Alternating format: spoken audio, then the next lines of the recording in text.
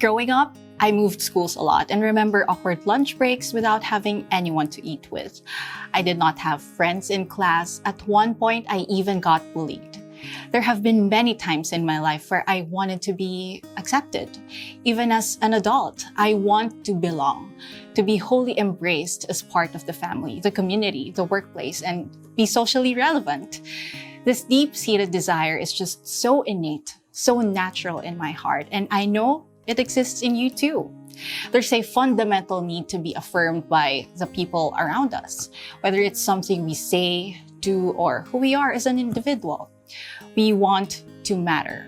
We do things and make an effort to be liked. It goes without saying that the opposite is true. When we're not accepted, the experience can be damaging to us. Over the years, as I studied the Bible, I realized how many men and women who faced rejection and persecution made a stand for God. Joseph, thrown down the well by his own brothers, sold into slavery and falsely accused, forgotten in prison. Also, prophets like Jeremiah, who suffered and lost everything, and John the Baptist, imprisoned, decapitated. These men who suffered for boldly standing for God and speaking the truth wherever He has sent them. It's easy to think those who follow Jesus would have it easy in this life. But even Jesus Himself suffered. He meant us good and no harm, yet He was hated by men, betrayed and falsely accused, tortured to death.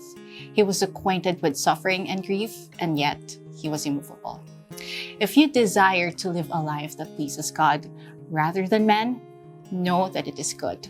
And like any good thing, there is a cost to it. When you make a stand for God in your choices, your speech, and way of life, know that you might face difficulties.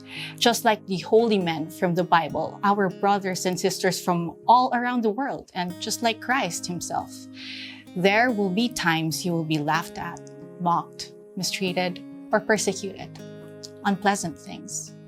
But the Lord Jesus says, because you have chosen Him, you are blessed. Blessed are you when people hate you, and when they exclude you and revile you and spurn your name as evil, on account of the Son of Man.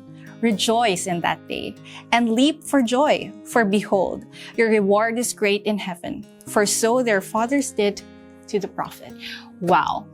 We may not be chosen in this world, not celebrated or understood, but we have to understand and realize God has purposely chosen you and me out of this world.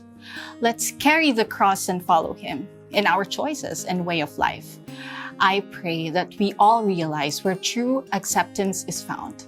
And just as He has promised, He has a great reward that awaits you.